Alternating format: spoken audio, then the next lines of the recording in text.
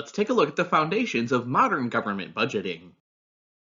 Before the US Civil War, budgeting was rather informal and routine at all levels of government. Beginning with the presidency of Thomas Jefferson in 1801, agencies seeking funds had dealt mainly on their own with congressional committees having jurisdiction over their respective operation. Starting with the Civil War, some important long-term changes began to affect numerous government practices, and the framework of a truly national economy slowly took shape. The first of these changes was the growth in the national government's authority to regulate the expanding industrial economy and to exercise war power in foreign affairs, where the president's role especially was enhanced. The regulatory power represented government response to the Industrial Revolution and to the emergence of powerful private economic interests. Starting in 1864, when the National Banking Act created a single, unified banking system as another step towards a national economy, the government's role in financial affairs became more regularized.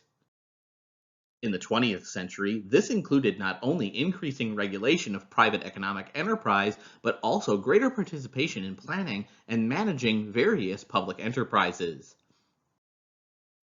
Since 1933 and the New Deal era of Franklin Roosevelt, fiscal and regulatory policies have been the predominant instruments of the national government in influencing the economy. The third pattern was growth in presidential strength and influence beginning in the last half of the 19th century and continuing to today. Action by Congress delegating discretionary authority to the president was a reoccurring feature of the 20th century. In the 1970s, Gerald Ford and Jimmy Carter exercised presidential prerogatives a bit more cautiously in view of the public's negative reaction to the Watergate scandals. The Clinton administration took specific actions to measure and manage expenditures, emphasizing performance improvement standards and better reporting systems. The budgetary and economic policies of George W. Bush were largely driven by additional discretionary spending required to support U.S. armed forces in Afghanistan and in Iraq. Before President Obama was elected in 2008, the economy had fallen into recession. Several years of escalating real estate prices, poor mortgage lending and underwriting practices, and other risky financial market ventures led to a market crash in September 2008, which significantly deepened the ongoing recession.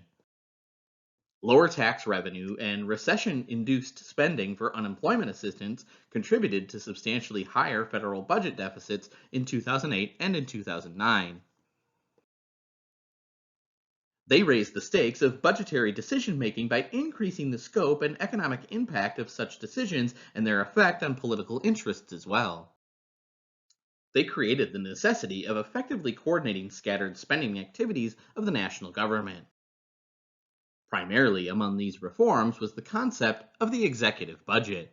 The chief executive was placed in charge of developing and coordinating budget proposals for the entire executive branch prior to the presentation to legislature at the state level as well as in Washington, D.C.